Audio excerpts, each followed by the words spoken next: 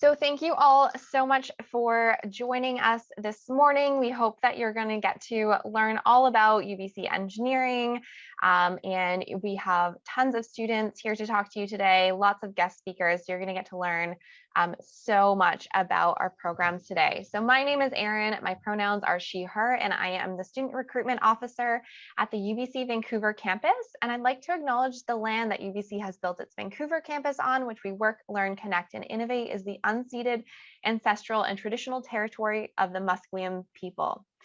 We have several exciting things to look forward to today, including a recent graduate here to speak to you, an exciting design challenge coming up today to learn more about what some engineers work on every day, a student panel, and to wrap up at the end of today, you'll get the chance to speak in smaller groups with our current student mentors. And before we get to all of that, though, we're going to give you a quick intro to UBC engineering. Just before I introduce my colleague Marie, we'd also love if you could help us with renaming yourself today.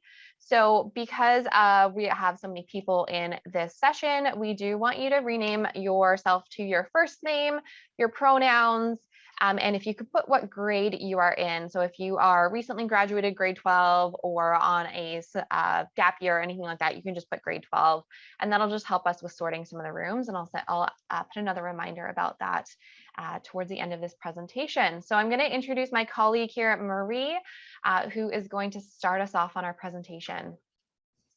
Awesome. Thanks so much, Erin. So like Erin said, I'm Marie Reed. I'm one of the engineering advisors at the UBC Okanagan campus, and my pronouns are she, her. So I wish to begin by acknowledging that the land on which the UBC Okanagan campus is located is the unceded territory of the Syilx Okanagan peoples. Since many of you are joining us from other places across Canada and around the world, I'd like to acknowledge the traditional owners and caretakers of those lands. So engineering is such a fantastic career to consider. So today we're really going to dive in to what engineering is all about. We have many current undergraduate students as well as some recent graduates who are here to share their experiences with you about why engineering is such a great career option. So to start off though, I just want to get you thinking a little bit. So when you think about an engineer, what are some things you think engineers might have created or innovated or invented that are useful in our everyday lives? And you can add these comments just in the chat that should be accessible at the bottom of your Zoom screen. Yeah, so engineers are problem solvers. That's right. That is correct. What are some things you think that a problem solver, an engineer might have invented that we use every day? I know one thing that I use every day is my phone, and I don't think I'd be able to live without it. So I'm very happy that some engineers invented that. Pipelines, bridges, robots, yes, those are all things that have been invented or had an engineer be involved with. And engineers are innovators. That's correct. We have some more coming in here. We have cars. That's right. And the new realm of cars, autonomous vehicles, which we see in the news quite often. Artists and inventors. I love that addition of artists because that is correct. Art is a very important part of engineering in that design process. We want to make things that are aesthetically pleasing and that people want to buy. So that's a really big part. And medical equipment. Yes, these are all great answers. Thank you so much for sharing them. Okay, so like you guys have said, engineering is a field where you can do work that improves how people live, how things function, and just improve our world overall. Engineers are problem solvers, so they try to make things more efficient, more sustainable, easier to communicate. They improve our lives through things like assistive technology and so much more, like what you listed. So engineers are able to do these things because they're always working as part of a team. So the more diverse our teams are, the better our teams can function. So diversity on teams lets us solve problems that impact our entire world's population and not just part of it. UBC Engineering and Gearing Up both do outreach to promote and expose engineering to underrepresented populations like girls and Indigenous students so that our teams of students and the students going into our future workforces can be more diverse. However, I do want to mention that our admission process is gender blind. So anyone admitted to our program has been admitted on their own merit. We are continually working to host more events like today to provide safe spaces and representative role models to increase the number of women applying to our programs so we can continue towards gender parity in our engineering programs. So even if you know other people who work as engineers, you might not know all of the possibilities that are available for someone who completes an engineering degree. At UBC, our engineering degree is called the Bachelor of Applied Science, but in Canada, there's no real standard for naming degrees in engineering. So you might find other schools that are called a Bachelor of Science in Engineering or a Bachelor in Engineering. But what is important is to make sure the program is accredited. And what this means is that the program meets the academic requirements. So after the students graduate, they can work towards their licensure as a professional engineer in Canada. So you won't have to worry about this at UBC, as all of our programs that students graduate from will be accredited. So UBC Engineering is one program, but we have two campuses. So you may have been admitted to or interested in either the Okanagan campus, which is in Kelowna, or the Vancouver campus. But regardless of which campus you're interested in, you're going to start in a foundational first year to learn about courses that really are what you need to build up your degree. So that's chemistry, physics, math, and English. At the UBC Okanagan campus, there are 4 different specializations. We have civil, electrical, manufacturing, and mechanical. At the end of your first year of study is when you're actually going to choose which specialization to go into. And at the Okanagan campus, there are no caps on our specializations, which means you can, whatever one you select, you get into. At the Vancouver campus, there are 14 specializations, and engineering students, again, will be able to select their specialization at the end of their first year. And students at the Vancouver campus will go through a second year placement process, which is a competitive process to place you in the program that you rank. And you're going to learn so much more about this placement process in your first year through some of the great first year design courses that you will be in. So now I'm going to pass it over to Erin, and she's going to talk to you about all the amazing opportunities that are available for you as an engineering student. Awesome. Thanks so much, Marie. So this last kind of part of the presentation is really to give you some more context about student life and things to keep in mind when asking questions today. No matter which campus you choose, there's literally so much opportunity awaiting you. So UBC Engineering really does foster community, and right from the time you enter UBC Engineering, you'll have support systems like our first year orientations and so many different clubs to help you be supported and help you make connections as well. You can see a list of some of our equity clubs listed here. We also have so much more. There are many other ways to find your community at such a big university like UBC through our design teams. Or I mentioned we have other clubs. We actually have over 400 campus-wide clubs available to students. At the Vancouver campus, there are over 30 design teams that enable students to work in teams, explore their interests, and gain hands-on experience right from your very first year. And you'll actually be hearing more from our Sustaingineering team today. At the Okanagan campus, there are also so many opportunities to truly expand your network. Now, later on in your degree, you can also customize your studies by choosing to pursue a minor, which is a secondary area of study. Again, this is not a requirement, but it will allow you to have a secondary focus if that's something that you're interested in. You'll also have the opportunity to gain paid work experience through our co-op program, which you can apply into at the beginning of second or third year. And you may also consider going abroad to work, research, or study, which typically happens in your third year. From the very start, you will be exposed to hands-on design projects where you work in teams with other first-year students. You'll also have courses year after year that continue to build on those project-based team learning experiences, culminating in your final year with your capstone design project, where you'll work with peers and industry partners to solve real-life problems. Now, a lot of our students also get involved in research later in their degree, and we have a lot of resources that provide students access to mentorship and networking opportunities to get started on their own research or to even gain paid research experience. Now, again, thank you so much for joining today. And I do want to mention, if after today you still have questions about what it's like to work as an engineer, we have a great series that my team of students created last year called Behind the Career. It's a video series on our Engineering Stories channel, and it's all about inspiring women and recent alumni working in all of the fields that are available to study at UBC.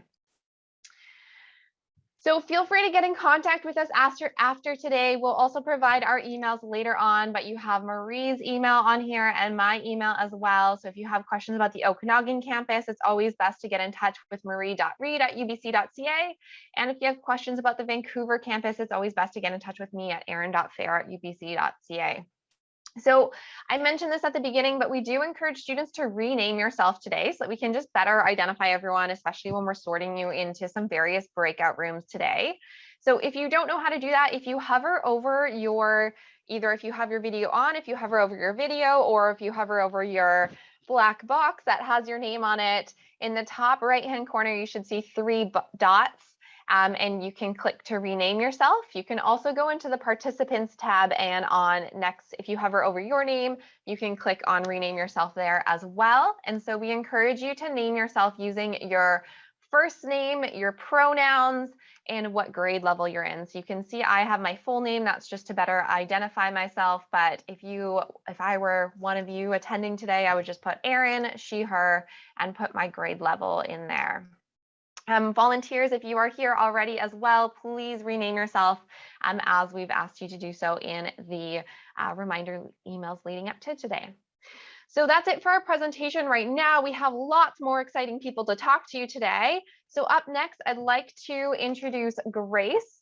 Grace is one of our current students at the Vancouver campus and also the Women in Engineering Program Coordinator. So Grace, welcome, and I will stop sharing my screen and you can start. Good morning, everyone. Thank you, Erin, for the introduction. So as Erin mentioned, my name is Grace, and I'm in my final year of chemical engineering at the UBC Vancouver campus. I'm also the program coordinator for Women in Engineering. So I'll typically say we, which is just WIE, so it stands for Women in Engineering, a much shorter name for that. And Women in Engineering is just a student club that advocates and supports equity, diversity, and inclusion within the engineering community. So we do this through organizing various events for students, and we have different committees that do this. So a lot of our events are focused towards promoting professional growth among current students, fostering like mentorship and networking between students and like people in industry. I think one thing that might be of interest to a lot of you is we also have a high school mentorship program. So we partner high school students within Vancouver, like the Lower Mainland, with students already at UBC, and they get to share the experience, mentor them, and excite them about studying engineering at UBC. Unfortunately, we've just concluded this year's program, but if you are interested, keep an eye on our social media pages, and I will leave it in the chat, and you can find out more about our high school mentorship program for the coming year. So I've been a part of WE since I joined UBC, just in different roles. I've been part of the Outreach and Education Committee. I've been part of the Professional Development Committee. I've truly enjoyed my time working and being a part of WE. And I think as has been mentioned, there's so many clubs and so many ways to get involved. And I'd encourage all of you, if you do join UBC, put yourself out there, join so many different clubs. It's just a great way to build your community, to make friends. I know a lot of people get intimidated when you join UBC, or like when you join university for the first time, and especially if you don't have that many people around you that you know. So just joining clubs, and trust me, everyone is looking for friends. You might think like everyone already has a group of friends, but everyone is looking for friends. So by joining these clubs and all the different design teams is the greatest way to make friends. And if you're not that outgoing, it's okay. Even in classes, you're put in groups, especially in the first year. The classes are a bit bigger, so you put in smaller groups to work. It's also a great way to make friends. I have friends that I made in second year up until now, and I've been in UBC for about 4 years now. So just put yourself out there, have an open mind, get to know your classmates, get to know the people you're working with, and reach out to your professors. Are more than happy to help you as well. I think I've had such a great time studying at UBC, and the community is great, from the students to the professors to teaching assistants. Everyone is so willing to help, but you do have to take the step and put yourself out there. And yeah, as Erin mentioned, if you're not sure like what program you want to go into, first year is a great time to figure that out. You get to experience different classes, different design challenges, get to learn better about what exactly you might be interested in. And you, even within, like once you choose your program, you still have the flexibility of like changing programs as well. So don't think you have to figure out everything within the first year. But yeah, so I encourage all of you today to like take advantage of this event. It's such a great event. Ask as many questions as you can. There's so many volunteers here willing to answer your questions. I think Erin and Marie mentioned, if you still have questions after the event, feel free to email them. But I hope you all enjoy the event today and enjoy your day. And yeah, just ask as many questions. Thank you. Thanks so much, Grace. That was a nice overview of the women engineering and some of your experience, as well as a little snapshot into your experience in engineering programs. So really appreciate you sharing today. So I would now like to welcome our next speaker, which is Evangeline. So Evangeline is a recent mechanical engineering graduate from the UBC Okanagan campus. So she's here today to share a bit about her pathway to engineering, her experiences throughout her undergraduate degree, and what she's doing now. So with that, I'm going to pass it over to Evangeline. Thanks so much, Marie. Let me share my screen. 1 second. All right, and I think I've done this enough times to know that it's properly shared, so I'm going to go ahead here. Hi, everyone. Nice to virtually meet you, and welcome to an exciting new adventure on your way to change society. By signing up for this event, you're at least considering a future in engineering and the potential that a degree in this field can bring you. But yeah, before we get further into this day, we really wanted to set aside a few minutes to discuss the life as an engineering student and what the degree can bring to, in this field can bring to you as well. So I guess you're wondering, who is this person speaking to you on the screen? So my name is Evangeline, my pronouns are she, her, and I'm a UBC alumni specializing in mechanical engineering. I graduated here around a year ago, and I really chose to pursue engineering originally because I wanted to make a difference in society. And I know that sounds cliche, but I grew up knowing that a solution was required to help us solve for climate change. And here I was, a 10-year-old, not even sure what climate really was, but really wanted to help our future and the next generation. So engineering to me at that point was really just a bunch of smart people who wore lab coats, did chemical experiments. Sometimes they were the antagonists in those cheesy 2000 superhero movies. So really, when I applied to engineering, I still really didn't know what I was doing or where this adventure would take me. I remember my first day of classes here where I had all my notebooks, all my binders ready. I was super nervous. I thought that I should be early, very punctual, wanted to be that person sitting in the front row of the class. Little did I know that there was another class going on at that time. So what I thought was super early was actually super late for another class. And I was walking in doing this class was doing triple integrals. I got super scared, immediately walked out thinking, oh geez, what did I get myself into? But I promise after that realization, it got a lot better. So really, what is the next 2 years here? Really, this one here, I immediately got involved with UBC's slogan of "To a Mest, it is yours." And really what this means is you can take advantage of all the different programs, clubs, leadership opportunities that the UBC community really provides to you. I have a bunch of pictures here on the side, but really what this boils down to is that there's a lot of different opportunities that are available to you. In my first 2 years, I participated in regional and national engineering competitions, went to a bunch of conferences, did a bunch of leadership events, had a lot of fun at this car smash event that we held as part of the Engineers Without Borders Club, which I really hope we can do again. And really, it's the adventure that really brings all of this to you. Alongside all of the professional and personal development opportunities, really, just as Grace was saying, met an amazing group of friends that we carried on our adventure with. And so the first couple of years here were absolutely fantastic. Oh, wrong side. So when I was in my university experience here, there's mention of this exchange program, and really because I wanted to follow my passion for renewable energy, I decided to apply and was accepted into the Coordinated International Experience. And really what this means is that I was having an exchange semester over in Copenhagen, Denmark. So really I could get myself immersed in this culture here.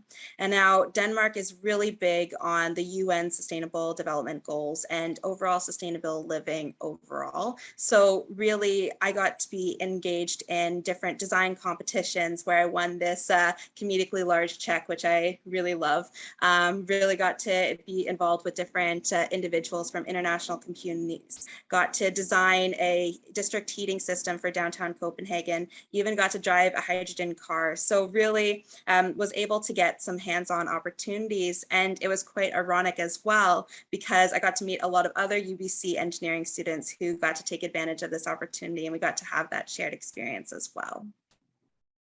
Now, I would say that my firsthand experience of the European energy market set me up for future opportunities later on in my career. Immediately upon returning from Denmark, I was hired at a pulp and paper mill as an energy co-op student.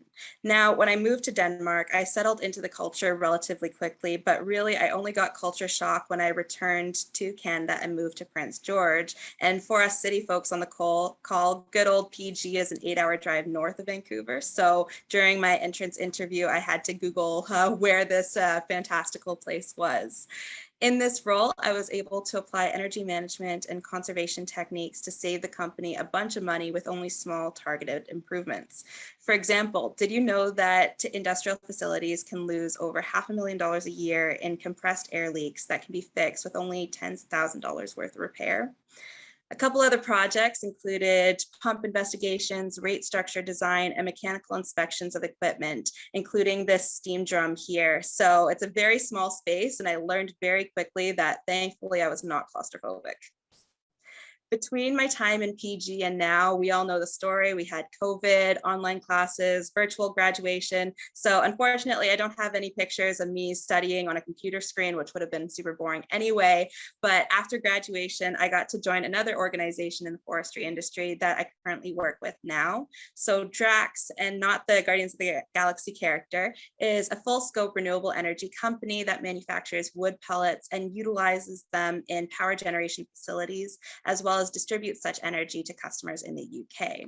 And right now I'm working as a process specialist where I'm looking to increase production while decreasing the amount of energy added into the process. Now, when I was a student, I was always fascinated with projects alumni were working on. So I listed a couple out here, but essentially I'm working at facilities across Canada to help improve the efficiency of our manufacturing lines. So far, I'm thinking I'm helping to save about $3 million a year. So really, it's we're quite excited on how everything's working out here. Also working on a couple innovation projects, which are pretty nifty and are the first in North America. So it's definitely a steep learning opportunity, but really I'm taking each experience as an adventure, taking as much as I can out of it for my own professional and personal growth as well. And with my background in mechanical engineering, I should say that my day-to-day work is not strictly mechanical based. I sit across from an automation engineer in the office and do a work with that team, meaning I have a lot more electrical knowledge than I probably would ever like. But I'm also doing chemical process work, concrete design, data analytics, risk management, power engineering, and so many more. So really what this means is that engineering is not just one thing. There are so many different aspects to a project that we need to at least have a working knowledge in each discipline so that we can have a successful project going forward. So speaking of different projects, each discipline brings a unique perspective to each industry. And I listed out a couple career paths here, but keep in mind that there's really no limits to engineering. If you think of a light bulb, it doesn't just take an electrical engineer to light the bulb. It's also the mechanical engineer to provide power, a structural engineer to design the housing, a chemical engineer to find an efficient design, computer engineer to automate the switch, and so many others. So even if you were to ask me today what an engineer is, I probably still detail can't tell you, as it's just a growing industry and field of study. And so really the better question is, what is not engineering? You could be doing data analytics, technology development, business, bioengineering, space engineering, Star Trek style, and I wouldn't even say the sky's the limit. It's really your imagination that is. So what this presentation accumulates into is that the opportunities that lay ahead of you as motivated students here. Engineering is an important discipline as it provides the foundation for society to continue to develop and thrive. I originally opted to enroll in UBC based off of the professional engineering education that it could provide to me as a student, but I selected UBC because of the opportunities that it could provide to me, the personal development that were available. The future really is yours to grab onto, and I'm super excited to see that as the next generation, what you're able to achieve. So I'll now pass the mic over to our lovely co-host, and I'm excited to answer some of your questions here. Awesome. Thank you so much, Evangeline. That was a great snapshot of your undergrad, and also a little introduction to what you do now, which is super exciting. I also worked in the lumber industry, so it's a little bit of a passion for me what you're doing. So that's fantastic. So now we have some time for questions for Evangeline. So if you guys have any questions that you want to ask her, please go back to that chat and submit those questions in the chat. While you guys are thinking of all those amazing questions that I know you have, we do have some prepared questions that were submitted in advance, Evangeline. So I'm going to ask you one or two of those while everyone else is thinking. So one of the questions I'm going to ask you is, what were your fears going into a male-dominated field? And what was the reality once you started studying engineering and eventually working as an engineer? Oh, I love this question. So when I was in high school, I really wanted to prepare myself for what engineering was. And so I enrolled in the computer science courses there, really just to get my feet wet into the program. And I remember first day I showed up there. Thankfully, I was on time, properly on time for that class. And I was the only girl in there. Everyone else was just about 30 guys in the program. And it was really daunting to me, just being the only one as the representative for everyone here. And so it felt a little bit nervous at the beginning. Really, I remember puffing out my chest. Oh, I'm going to show these boys who's boss. And really, it just is a matter of having that confidence to take that action, making sure that you're confident in your own abilities, because everyone does belong wherever they choose to belong. So really, it's a matter of just feeling that confidence, making sure that you are prepared for everything that's going into, and really just trusting yourself to make those right decisions. So I would say that even in the male-dominated forestry industry, as well as the engineering program here, really just trying to have that confidence and make sure that you have those opportunities to speak, and making sure you have that, those support structures are really important. Thanks, Evangeline. I appreciate you sharing your experience going through the program, and I'm sure a lot of students had that question, so appreciate it. We do have some questions coming in about your co-op and your time abroad. So I'm just gonna kind of bring them together because they're all sort of related. So there's two questions here about co-op. So one is, how did you find the co-op program? And the one that's similar is, how hard was it to find like a co-op or to take part in your co-op? Was it like hard to, when you started and get used to that environment compared to being in school? So maybe if you could just talk about that sort of bigger picture, that would be great. Absolutely. Oh, these are such great questions. So by the end of my 2 years, I knew that I wanted to shake everything up. I have a travel bug in me that really I like to be in different places all at once. So really at the end of the 2 years, I'm like, okay, I want to try something new. I want to have a new experience. I want to get ready for the workforce. So when I was applying to co-ops, which UBC Engineering has a really great support system. So you know how to structure your resume, all your cover letters and everything there. But really here it's Yeah, it was quite interesting to say the least. My first day, I remember they wanted to take my picture and send it to the entire company saying that I got hired, as is what they usually do for the co-ops. And I felt very nervous on that first picture. I'm like, okay, this is day one. We're excited. I'm gonna have a picture, make sure not to blink or have those funny faces that they do in the movies. And yeah, on the first day there, I remember I was getting the site in docs. So I was walking around the facility with our HSE person, and I was looking over like a garden hose, just going left, right. Oh, this is scary. I met my supervisor. He was super sweet. And on the first day, he gave me a 3-hour introduction into BC hydro energy rate structures. And I can't even tell you right now what most of that he said, because it all went over my head. And really, the expectation is quite high for co-op students, meaning that you're really expected to really participate in some of these discussions. But everyone knows that you are still a co-op student, that you don't really have all that technical foundational knowledge. So while they have those high expectations, really, they do provide you the leeway in order to get into the program and really learn a lot more that way. I know my first couple of weeks I was completely useless, but that's okay. And they expect that. I read an entire manual on energy management in my first couple of days there, and just because I was so excited to get going. So really, everyone is super sweet on the co-op program here. So yeah, I would just say continue to be curious, ask questions, because I got so much more involved in different departments than I would have if I didn't ask some of those questions there.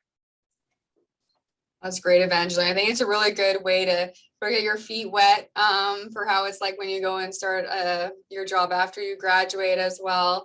Just gives you a little snapshot of what to expect. So when you start, you already know what that feels like and you're ready to go, right? Exactly. There's another really interesting question that just came in. And so it says, if you could go back to when you chose your specialization, would you learn more about electrical engineering or maybe even another specialization than the one you chose, which is mechanical, now that you're in your job? See, that's a funny story, because with UBCO's non-competitive entry, every day I'm like, oh, I'm going to do electrical, oh, I'm going to do civil, oh, I'm going to do mechanical. And all my friends were so sick of me until I put an electrical engineering patch on my red, which is those very obnoxious UBC engineering hoodies that I absolutely adore, that everyone should get because they're so warm and comfy. And so I had an electrical engineering patch on me there, but really I knew that I wanted to see some of those systems a little bit more. I was more mechanically inclined. So I would say that if I were to go back here, I would take a little bit more of those electrical engineering classes, because I'm doing a lot of works in the electrical field as well, that I would like to see a little bit more of those opportunities. But even with the civil engineering, and I know that there's now the manufacturing engineering program, which when that came up 2 years ago, I strongly considered switching into. Really, all of the opportunities that you have available to you in all these different programs, it's really what industry you want to choose and what you want to do in the future. That your degree is only to help you get there. It's really up to you to see what you want to do as well. So if I were to choose electrical engineering, I think I still would have ended up where I was. So it's really up to you to see what you want to do in the future there. So some soul searching, and not to put any pressure on you guys, because if I tell you right now, what are you going to do? You're going to hate me. So we're not going to do that. But yeah, just give it some thought there. See what you want to do. Take a look at some of the industries, because your degree does not define you. Well, that's such great advice, Evangeline, because like we've said before, and I know we've talked about in the past, is engineering is just such a multidisciplinary field, and you do a lot of work not in your exact field, because each engineering discipline is so vast that it overlaps with other ones, which I think you did a really great job of explaining on your everyday, day-to-day, who you're interacting with at work. Another great question: how did you know that engineering was right for you? Oh, that's a good question. Yeah, so for me, I applied to engineering because I knew I wanted to really have that hands-on learning that scientists, they have, but not so much as much. And I wanted to really be a resource to help on the technical front as well. So engineering for me, I knew that I really belonged in the engineering stream was when I was participating in all these clubs, and there was this one challenge that we were doing where we had to build a spaghetti structure, meaning that we had to take some very al dente noodles and build a building from there and see how high we could go. And really just the discussions that we had amongst all the team members here, saying, oh, we should do it this way, oh, we should look at trusses on this side. And really, once we had the engaging conversation and how much I was enjoying just the imagination, the innovation that involved with the technical, and seeing how the creativity and the science really merged together, really was how I knew that engineering was right for me. Well, that's great. I love that question because everyone has like a different answer. So it's always great to hear what your specific story is. So thanks so much for sharing that. We have a question here about renewable energy. So energy, which is the area that you've always wanted to be in, right? So their question was, how difficult was it to get a co-op placement in that specific renewable energy sector? But maybe even if you could expand on, Evangeline, just about getting a job in general in that renewable energy, because I feel like co-op and after graduation would be sort of similar. Absolutely. Yeah, no, my first co-op, I was accepted into the co-op program for my second year. And yeah, I was one of those students that couldn't find that co-op placement for the second year summer program, which that's totally fine. If you're not able to find your first co-op, it doesn't mean anything there. There's like 1,000 students applying for the same jobs here. So it's very difficult to find your first placement. But really, you come back to that loop of, I can't get a job because I don't have experience, because I don't have a job, because I don't have experience. So really, I would say that though my Danish experience was probably the catalyst for me getting my co-op, I remember my manager at the time, he said that he hired me specifically for my European knowledge on energy markets.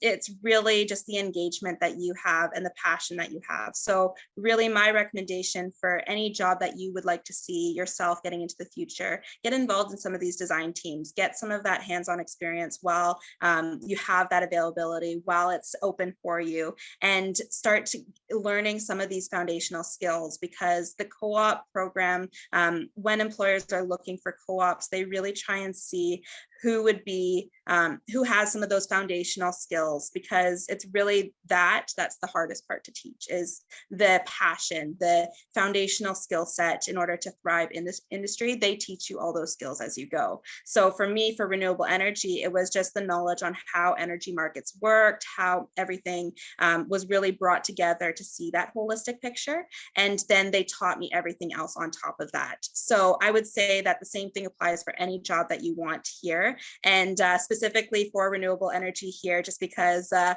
I'm a bit biased, but that one there, really it's a growing industry, as is a lot of other ones. I know that biomedical engineering is something that everyone is starting to have a passion for, that companies are starting to have a passion for. So really just talk to your professor, see if you can do some research with them as well, which I know a lot of my friends did. And then also just try and get involved on some clubs and all the opportunities that UBC provides to you, because we really set you up for success through this program. That's great. Thanks, Evangeline. And then I'm just going to ask you the last question here and then we're up for our time. And this question is, what's your favorite thing about being in this field? Or maybe I could even broaden that. What is your favorite thing about being a graduated engineer and working in the field? So my favorite part about graduating, as sad as that virtual ceremony was that I really wanted to be involved in the industry and continue to learn more. Like, I'm one of those eager beavers that keeps asking, oh, how does this work? Oh, what about this project? You need any help on this? And so really part of the graduation experience that I really enjoyed was just starting to apply the learnings that we have.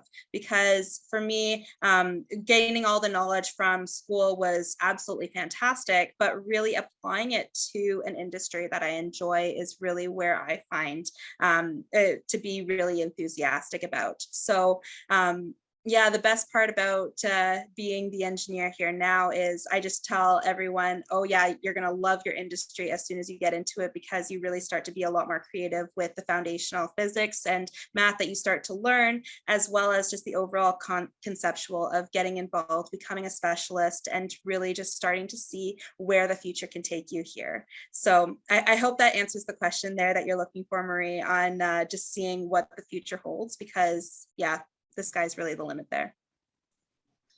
Well, I just want to thank you, Evangeline, for coming here and sharing your experience and answering all these great questions.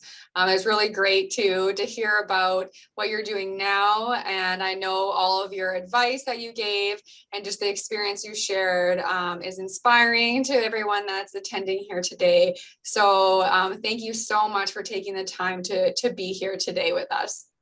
No worries. Thank you so much, Marie and Aaron. And everyone, have a great rest of your day. Super excited to see what you're going to do in the future.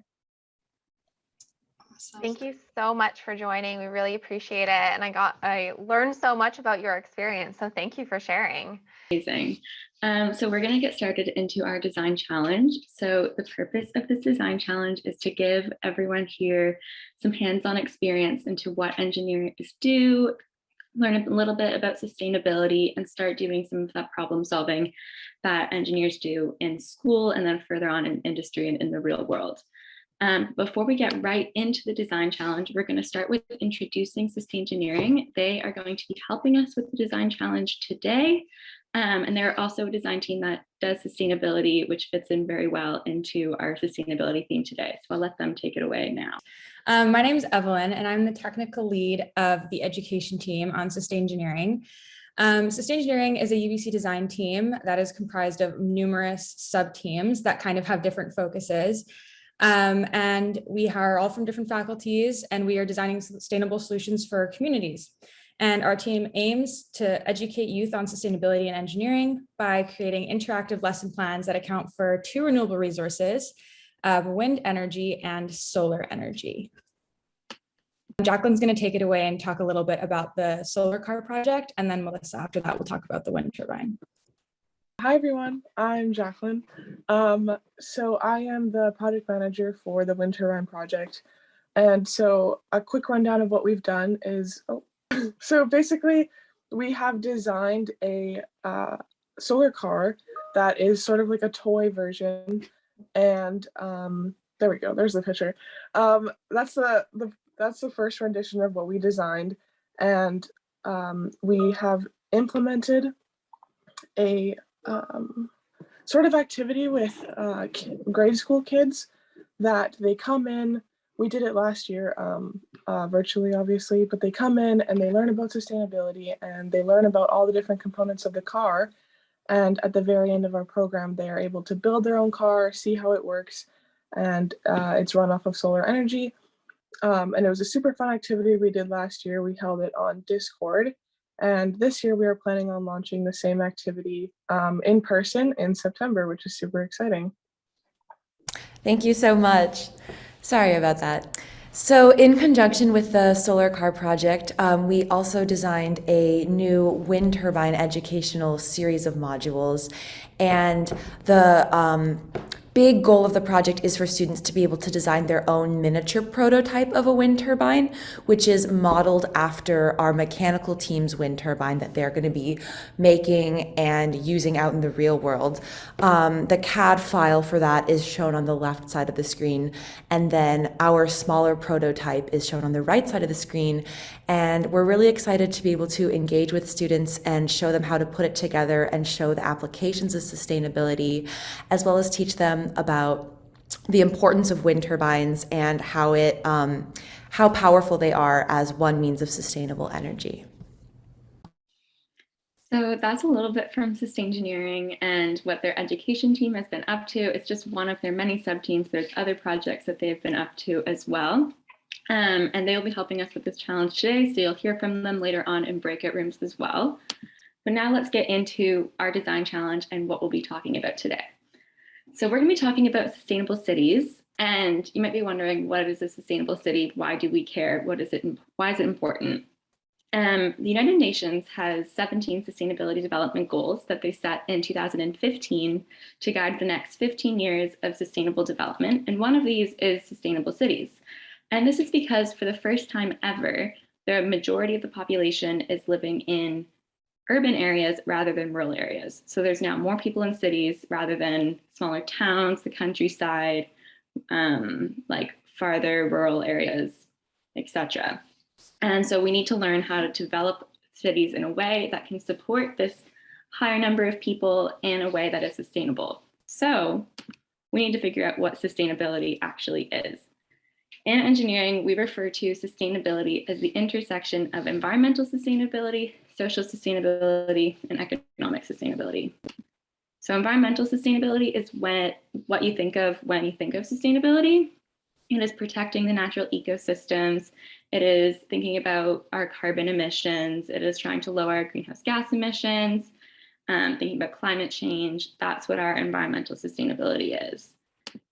Social sustainability is a little bit different. It's thinking about our communities. It's thinking about equity and justice. It's thinking about the impact that like climate change and things like that can have on populations around the world. So that's just as important as the environmental sustainability in terms of what sustainability is. And then we also have economic sustainability. So that's anytime we're talking about money. We want our solutions to be affordable. We want them to be inexpensive so that we can actually implement them and have the resources to do so. So with all those three things together, we get sustainability. So what are we going to be doing today with sustainability and sustainable cities? We're going to be talking about 4 different topics. These are public transit, green buildings, green spaces, and waste management. And we're going to be coming up with some designs within each of these 4 topics to implement them. With these designs, we're thinking about a COVID-free world, so don't worry about COVID at all. And we're trying to think about designs within the next 5 years because that's really as far into the future as we need to be considering at the moment.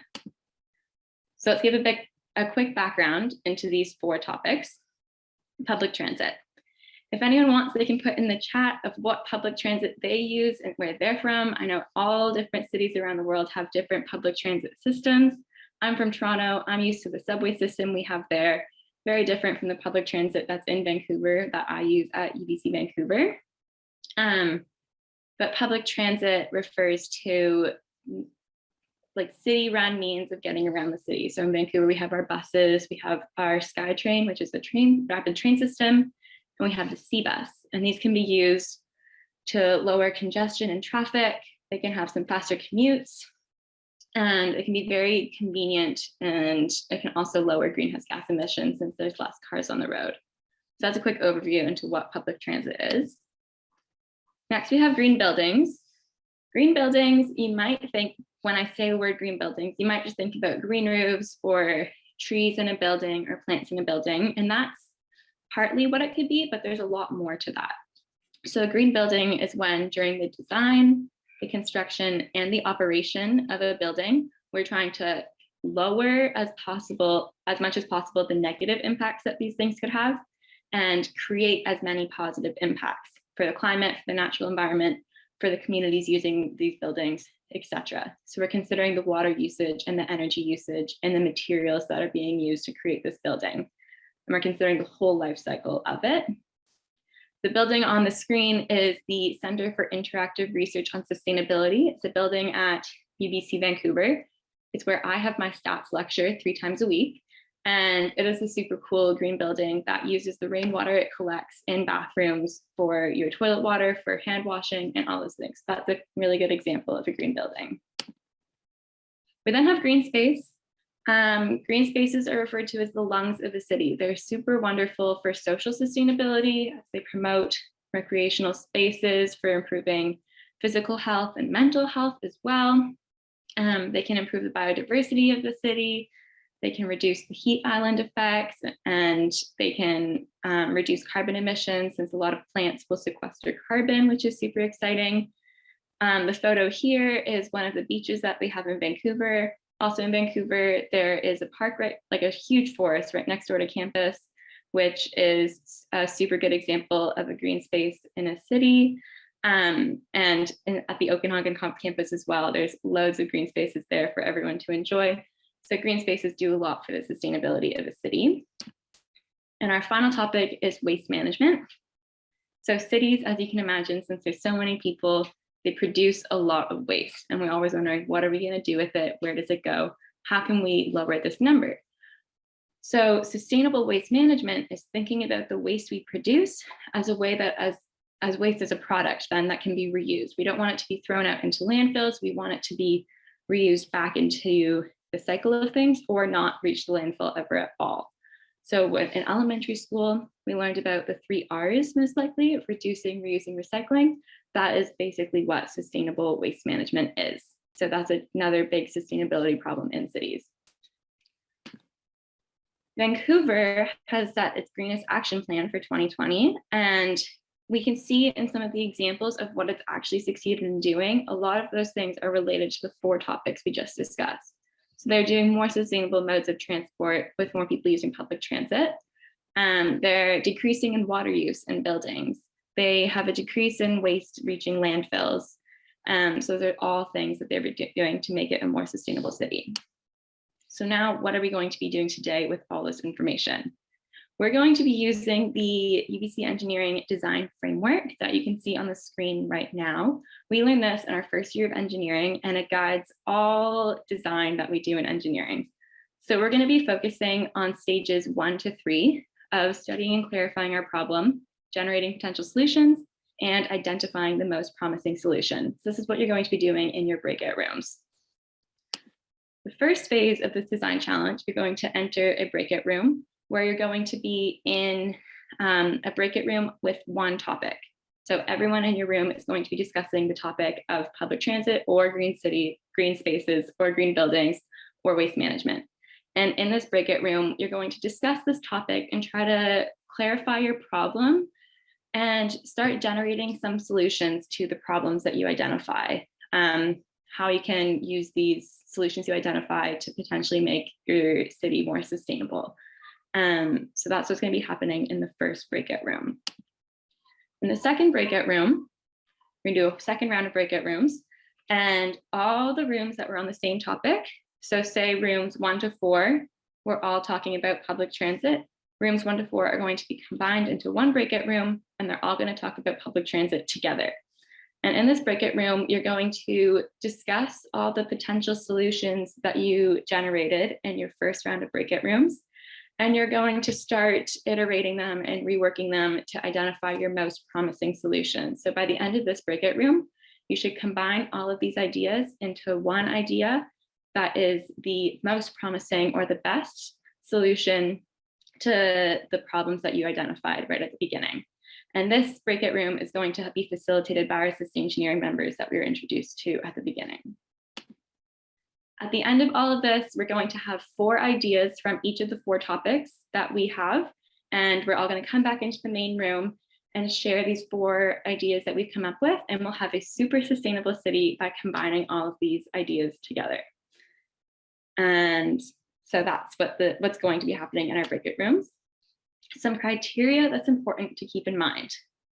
We want to provide a more sustainable solution. We're not solving sustainability. We're not making things sustainable. That's completely impossible. Our goal is to improve it.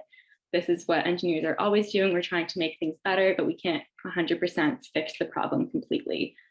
Also remember that no idea is bad. We all come from different backgrounds. We all have different experiences. All these experiences are super important and super valid in giving us different ideas to generate different creative solutions. And the different ideas are super important if we're going to make any progress in these topics. So we want to hear everything you have to say. And the number 1 most important thing is to be creative. We want creative solutions. This relates back to all coming from different backgrounds. That will lead to having more creative solutions. That's super important. So to wrap up, thank you guys so much for all your participation today. You might all be wondering, is this actually what engineers do? Like, there's no way that you all just like sit around and discuss these big topics. It actually is what we do in a lot of our classes. We have to just figure out what these problems are and start just discussing some of the solutions before we can actually start making things. Sustainability is a huge thing in every single discipline.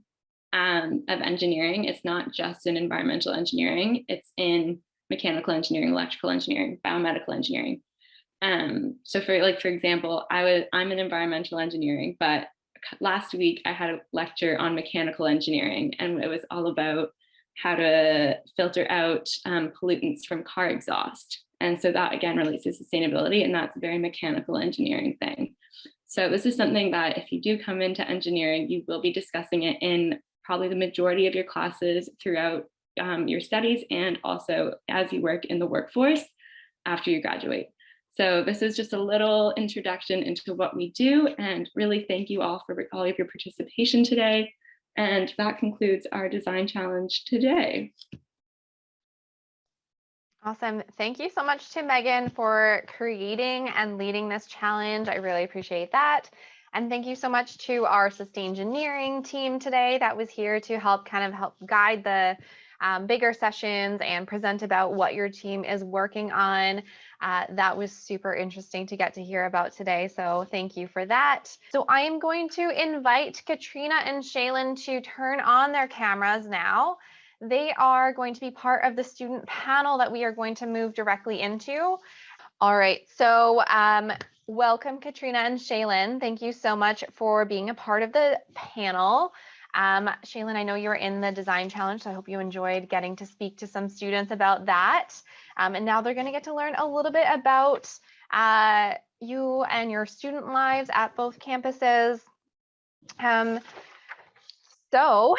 I do want to mention again, we have Katrina from the Vancouver campus here, and we have Shaylin from the Okanagan campus. So while we have our two programs at both, our engineering program at both campuses, we are going to talk about the different student life experiences, because a lot of things are very similar, but some stuff is also very different as well. All right, so thank you. We are going to get each of the students here today to introduce themselves. So they're going to introduce themselves, their program, and what they love most about UBC Engineering or about their specific program that they're in. So Shaylin, I'm going to get you to go first. Thanks, Erin. Hi, everyone. My name is Shaylin, and I'm a fourth-year CoOp student studying electrical engineering at the Okanagan campus.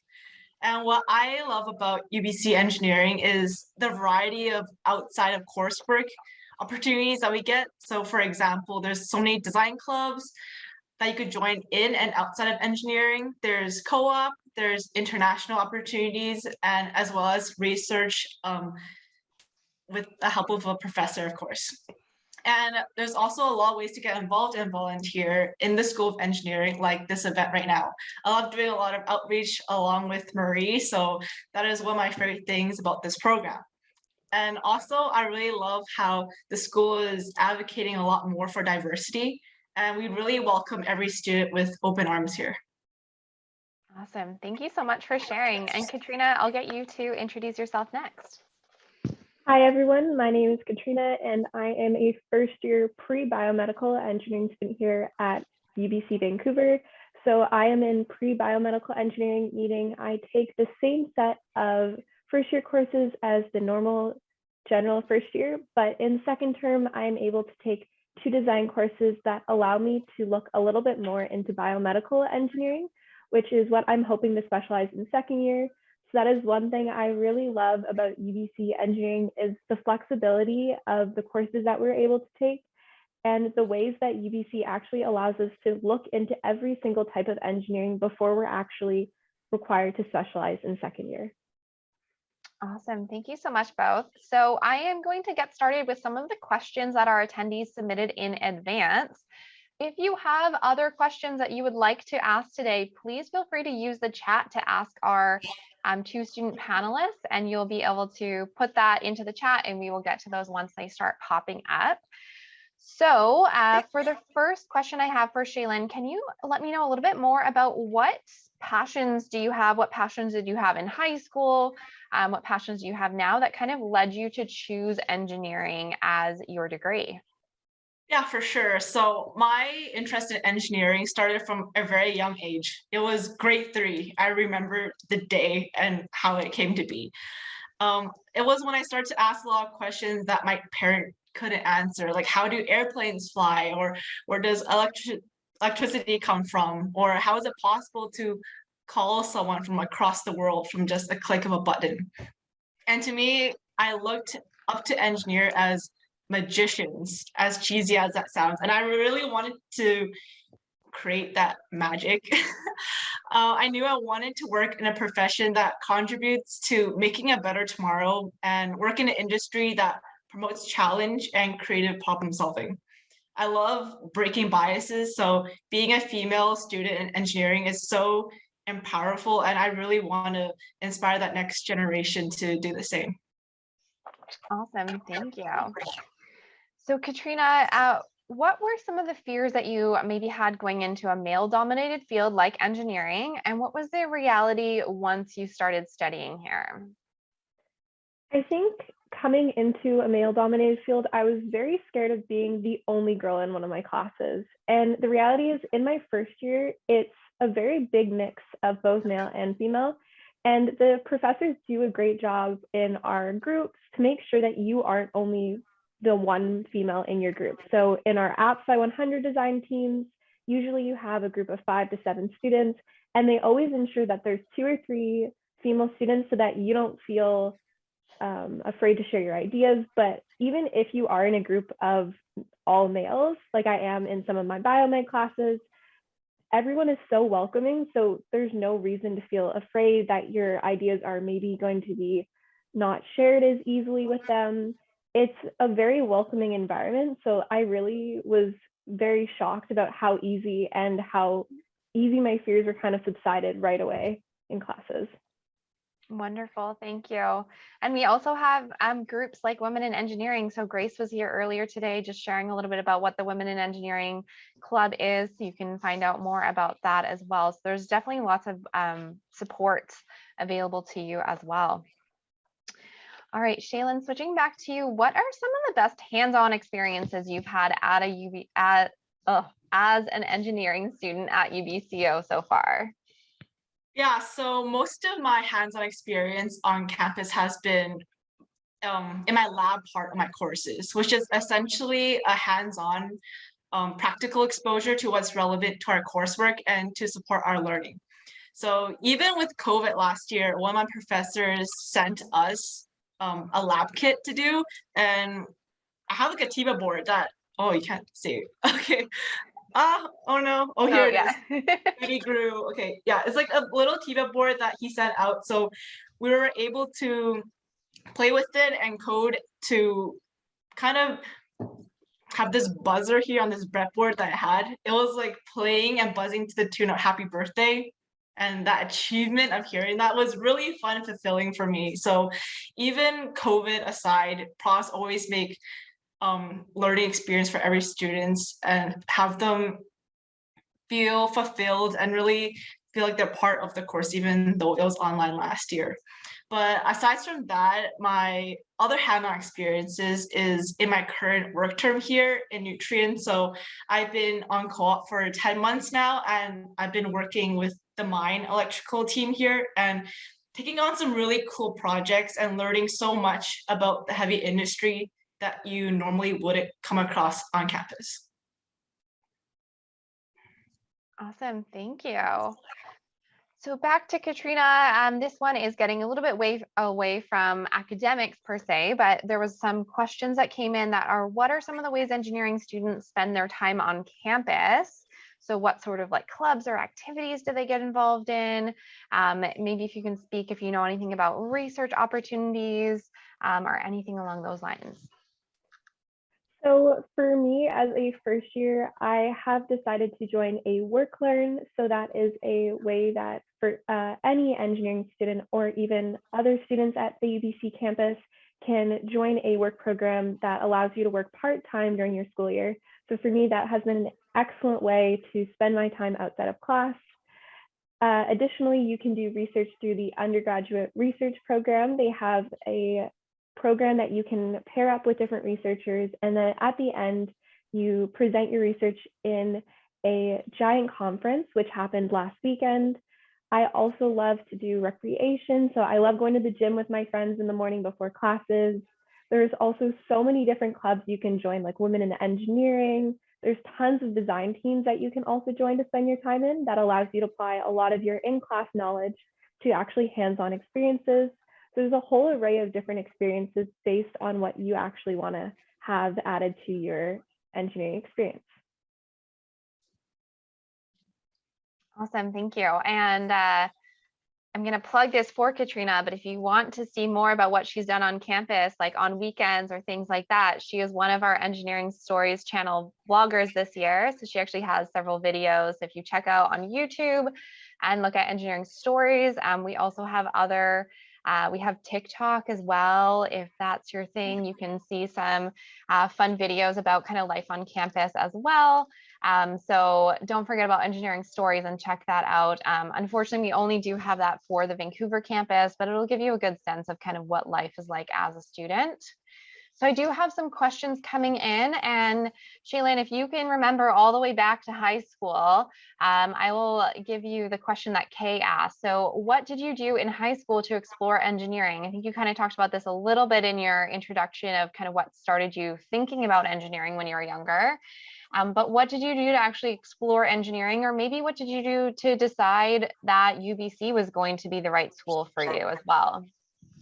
Yeah, so surprisingly, I wasn't the sharpest tool in the shed. I was honestly, I didn't get A's in math, but I knew my passion for going into engineering was way beyond my grades. And, you know, like you're not defined by your worth of a letter grade. So I did a lot of extracurriculars, like in my school, there's a lot of environmental clubs, sorry, that I did, and just volunteering in your community.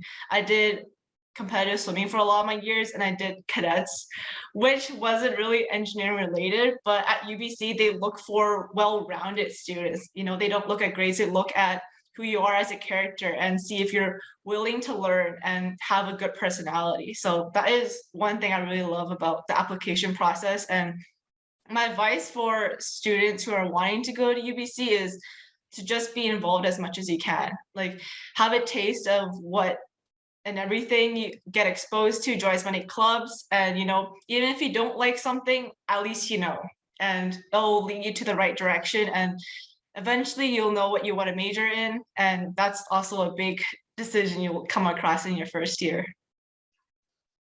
Awesome, thank you. If you are looking for other things to get involved in, I will throw out there that we have our Gearing Up program. And so that does outreach for high school students. So there are high school summer camps. To be honest, I'm not 100% sure of all of the options at the Okanagan campus, but I can tell you at the Vancouver campus, there are a ton of high school summer camps that Gearing Up puts on. So that's something you can get involved in. They have engineering clubs that happen throughout the school year. They have all sorts of different events. They have all girls events that happen as well, which is also inclusive, so open to any girl or gender non-conforming student at those events throughout the year. So if you search Gearing Up, you can find out everything that they have to offer, and they have lots of things happening at the Vancouver campus, the Okanagan campus, and some events that are online as well, but lots of different kind of experiences. And I know summer camp registration just opened, so if you want to get in on a cool summer camp and hang out on campus for a week, that is a great thing to check out. All right, so the next question, we have a couple of minutes left before we move into our next session, which is where you'll actually get to chat a little bit more one-on-one with some of our mentor volunteers today. But Katrina, because I know that you live in residence, can you tell us a little bit more about what your residence experience has been like, how you were able to make friends this year, if there was anything that you sort of participated in, and kind of going into the next question that Julia asked also is, how were you able to kind of manage your time doing all those different things you've been a part of? That's a great question. So first, when I was looking at UBC Vancouver, I live about a 45-minute drive from campus. And so I was thinking maybe I could commute, but then I realized that would be 2 hours of my time there and back. So I was really happy to live in residence. The first thing I would suggest if you are living on the UBC Vancouver residence is to do Jumpstart. that for me was super, super helpful because it allowed me to meet people before school started. And it kind of was like a giant summer camp that 1 week before school. It gave you a chance to meet everyone on your floor. You participated in a ton of fun activities, both with your engineering small group and then with everyone in your residence area. I personally live in Vanier, which is one of the 3 first-year residences. And I enjoy the fact that I don't have to worry about making my food for breakfast, lunch, and dinner. We have a great cafeteria, so it's easy just to stop in and grab food. I also live amongst all of my friends, which is so great because if we ever need a break, we just stop our work, we just go to our commons lounge and watch a movie or TV. It's been a really nice experience just to be able to have home with school because it allows me to engage a lot more in activities on campus because I don't have to worry about commuting and getting home super late. It also, being in residence, they have a lot of different activities like yoga. They have some walks with the counselors, which is really great. They do have counselors in residence if you ever need help with your mental health or maybe just trying to see how to transition to university life. But if you do think about living in residence, I would totally suggest it because it was probably my best decision I made going into UBC. Awesome. Thank you, Katrina. And so one of the last questions that was submitted was, what are some different career paths within engineering? And that is a whole presentation that we have done in the past on its own, because we have 14 programs at the Vancouver campus and 4 programs at the Okanagan campus. So that literally can go on for ages. As I mentioned at the beginning of the session today, we do have Engineering Stories that created a series called Behind the Career last year, which interviews recent graduates in each of the programs that we offer. So that's a great place to check out. But Shaylin, since you're towards the end of your degree, maybe you want to tell us about what your specific career goals are moving forward, or what you're planning to do next once you do graduate. Yeah, for sure. So this is my first and only co-op that I get to have, and I work in a mine. And I don't major in mine engineering. I major in electrical engineering. That's something I never knew existed. Like, I'm an electrical engineer working in a mine, and that's something that really sparked my interest. And that's something I really want to continue pursuing. Fortunately or unfortunately, most of the mines are in Saskatchewan. So my plan is to stay here and work with the company that I'm currently at. And my company is really awesome. They support a lot of EDI principles, and I feel really welcome there. So that's my career path for now, and just to keep on learning, lifelong learning. I'm a big supporter of that, and the people I work with is awesome. So, and I think they want to keep me around. So in the next 2 years, I'll be back here doing what I love to do. Awesome. Thank you so much. So a huge thank you to everyone that came today.